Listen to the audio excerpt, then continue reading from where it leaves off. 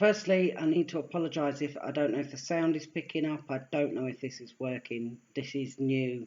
For some reason, normally I would upload straight from YouTube, and it doesn't seem to want to let me do it. So I'm afraid you're going to have to tolerate with the quality not being as good, and that's just the way it is. There are a couple of things that I wanted to, and I'm hoping when I read this out that it doesn't black out the camera and that you can still see me. So I apologise if it doesn't work. A young girl, a young lady, as she is now, that I've been helping for the last couple of years, I suppose now, sent me, I suppose you could call this a letter of calling out those who failed her. And I was extremely moved by what she wrote. So I decided that I was going to read it out. So I hope that you don't mind that I do this. Let's hope that this works. So it says, to the medical professionals who did nothing, were you blind to my bruises, multiple sexually transmitted infections? You kept telling me to use protection. Well, I wasn't allowed. You gave me treatment, I took the medication, but how could it work when I was being raped by the same men every day? Multiple pregnancies and terminations, some literally forced, the hundreds of cuts on my body, the multiple suicide attempts. Were you deaf to my pleas for your help? Did you even listen when I told you what was happening? No, you had me down as a sex worker, just like everybody else, I suppose. I came to the emergency room so many times begging for help, my wrist bleeding. You made me feel like I was wasting your time. It didn't take me too long to give up on asking for your help. I didn't self-harm for attention. I did it in an attempt to keep men's eyes off me and to make my body untouchable. It didn't really work though. To the psychiatrist who said she didn't know how much was fact or fiction when I confided in you that I was being raped and trafficked. Do you ever think about me when you see on the news? Girls telling their stories just like what I told you. It wasn't in the news back then. Do you still think I made that up? I bet you don't even remember me. To the teachers who didn't notice, did you ever wonder why I refused to do physical education? I'll tell you why. I couldn't get changed in the open changing room in front of an entire class. My body was covered in bruises from being beaten with a chain, kicked in the ribs, bruised on my wrists and my arms from being held down by grown men. Cuts on my thighs and arms, belly and chest. Do you remember all the detentions you gave me for refusing? To the school as a whole. Did you ever wonder why I missed so much school? While you were teaching students maths, science and English, I was in a cold room of a half-renovated flat, lying naked on a bed while approximately 8 men were taking turns raping me over and over. It's not that I didn't want to learn. Where do you think I'd rather be, in that flat or in school? To the parents who kept their kids away from me because I was a bad influence, I would have done anything to keep your child from being in the situation I was in. One of the parents who absolutely hated me. I took several punishments because I wouldn't let your daughter go anywhere with the men who wanted her. The same men raping me. I paid that price. But you don't know about that, and neither does your daughter. To the kids who made fun of me and called me a psycho because I had a nervous breakdown and because you heard I'd self-harmed. I had a good reason. You made things even more hopeless. I felt less of a human than ever. To the police who told my mother I was a known prostitute when she came to you for help. I was a child. Is there such a thing as a child prostitute? To the officer who attended our home to speak to me about my situation. I will never forget how angry you were with me, telling me that if I testify against my rapists and traffickers, you couldn't offer me any protection, and that I would have to get used to your very upsetting questions, as that's what I'd have to deal with in court.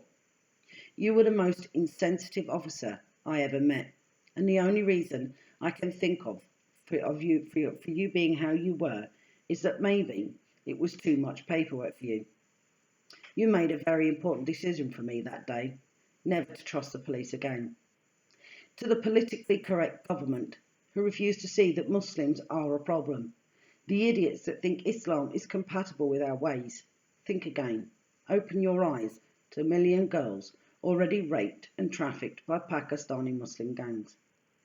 Promises made, they never seem to happen. I wait and I wait for justice. It's never served. I wait to be moved by emergency transfer. Meanwhile, my rapists and traffickers are free to bang on my door, hang around my home and intimidate me, harass me without punishment. I have given police so many names so long ago. Nothing has been done. You do fuck all. It feels like this will never end. I could expose names, but I'm not going to do that. You will all know who you are. Too little done, too much to deal with, and now it's too late. And my bit on the end of that is, this is why Marius will never turn its back on these girls. Now, I just had a guy jump on my Twitter. Now, I don't know if anybody's heard of the Gatestone Institute. They've written an article about Marius, and I thank them for that. I hope that in it appearing in the Gatestone Institute, that more people will go and find it. To every girl or boy out there who is being groomed and trafficked that may stumble over this video, please, please don't be afraid to come and talk, because I will listen. And if I can help, I will help. If I need to get other people involved in order to get you the help you need, I will do so. I will do whatever it takes to create a survivor. And that's not arrogance or vanity, it's the truth. I know what it's like to survive. I know what it's like to be gang raped. I know the devastation it causes, not just to yourself, but to your family too. Somebody who contacted me said something that I found so profound when they said they don't just groom you, they groom your family too. And he's right, they do. To the man on there who's saying to me that everything I've said is a pack of lies, I would ask you, have you met a girl who's been raped and trafficked by hundreds and been called white trash, white filthy kuffar, white whore? Were I to see gangs of white men targeting Pakistani, Bangladeshi, Jamaican, Rastafarian women, any woman of the opposite race, would I say that that's racially targeting them? You are damn right I would. But you see, I have the courage to stand and say that I stand by my convictions. I don't do two-tier. I don't do double standards. I do honesty. When the community of Muslims as a whole can acknowledge, accept and address the issues within their communities, then and only then will we make some kind of leeway. I watched again tonight a documentary. The documentary is called, I think it's called Pakistani Shame. Little boys as young as 8 are raped repeatedly by sometimes up to 30 men at a time. The men's attitude is, well, what good's a woman? She's just a thing. That's their description, and that's the kind of mentality being allowed into our country with an open border policy. We see that again, the Channel Tunnel being stormed by hundreds of migrants. Can you vouch for who they are, David Cameron? Because I don't think you can. Can you vouch for them being genuine refugees when they discard of their passports? I don't think you can. So every member of parliament that is ignoring the people of this country, be you black, white, brown, Chinese, Hindu, Sikh, Japanese, I do not care. There are people in this country, and it is your duty to protect the people of this country. And you have failed. At every given opportunity, you have failed. I had another young lady contact me today.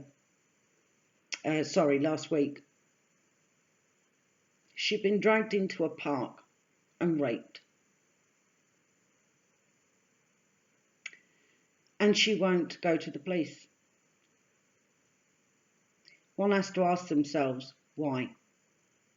Is it because the powers that be won't allow it? You tell me. So, on that note of young girls out on the streets, there's a lot of girls, they go out, nightclub, they want to go out and have fun, and rightly so, I can't blame them for that at all. But I think it's time now. We've got past the stage of saying, independent young women, go out, have fun. We can't do that anymore. I'd like to say we can, but we can't. We need to now start educating young girls into taking precautions for themselves. They have to. Not because we want them to, because we have no choice. In my hand I have, sorry for covering my face, although it's probably a blessing in disguise. I have a leaflet here. Now, the first place that I want to go to is Peterborough. And I'd like people to contact me and volunteer to be in Peterborough on one night and target Peterborough as a whole. We're not targeting any race, religion, creed or colour. We're going to ask girls to take responsibility. The first little box, if you can see, they're made up of little boxes. The first box says, do not travel in taxis alone. Always travel in groups. Never leave a girl behind. Go out together, come back together. In the middle there it says, help us to help you stay safe. On the bottom here is the Maria's email and the Maria's website. So anybody who is out there that is being groomed and targeted will know there is a place they can come, a person they can talk to, and somebody that will believe them. Anybody prepared to help me, I will say thank you very much. I need 2 men to each woman. A man can't really approach a young lady, understandably so. He'll end up getting nicked for curb crawling. But a woman can approach a girl, but she needs to have 2 men to make sure she is safe, and that if anybody was to start, somebody is there to record. Because this is not about me giving leaflets for people to go and stick through letterboxes. Because ask yourself, when a pizza delivery leaflet like this comes through to your letterbox, what do you do with it? I know what I do with mine. I stick them in the bin. I don't even look at them. This is why I want to get a group of people. I don't care if I get 10 to start with, 20, 30, 60, 100. We target the areas, the nightclubs. We target where young girls are hanging out when they finished and they've been out for a night out.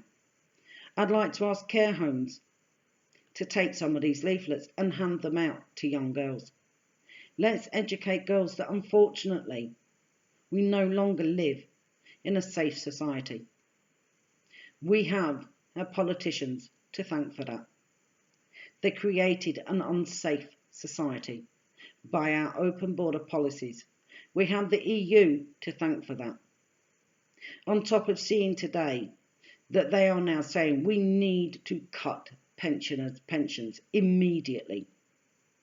That's right, cut our pensioners' money so they can freeze to death in the winter and diminish the population, therefore making more room for more immigrants. I am not denying that some of these immigrants probably are refugees, but unless you can categorically state that they are refugees and not ISIS or rapists or have been caught for raping or beheading or murdering in another country, then I'm sorry, it is not safe to let any of them in. But no, it's foisted upon us, no matter what we want or what we say. Well, I say, enough. So, Anybody prepared to help me with these, please contact me. Because what I've realised is, to all those that say your videos are too long, get them down to 6 minutes. I'm sorry, if you don't have the ability to sit for 20 minutes, you're not the person that should be helping. Because a person's life is longer than 20 minutes. A girl's experience will last longer than 20 minutes. It will last a lifetime. So for their lifetime experience, spare yourself 20 minutes to watch a video. For now, I'm afraid it's no tea tonight. It's a cold can of Coke, but it is red and white and I just need the blue. So we're almost there. To a lady called Ashley, can't remember your last name, ranting on about how Israel's this and Israel's that and Jews this and Jews that. I'd like to invite you to the next Maria's conference. I'd like you to come along. And to the man on Twitter who's telling me that I'm full of crap and that everything I'm saying is lies, look into the face of a girl who's been called white whore while she's being raped and sometimes forced to ring their wives whilst being raped so the wife can hurl abuse at her while she's being raped. Start hashtagging the new word. Start using the word beast for barbaric, extremist, aggravated sexual torture, because that is what it is. So for now, everybody take care, have a great evening, and I hope this works. Bye for now.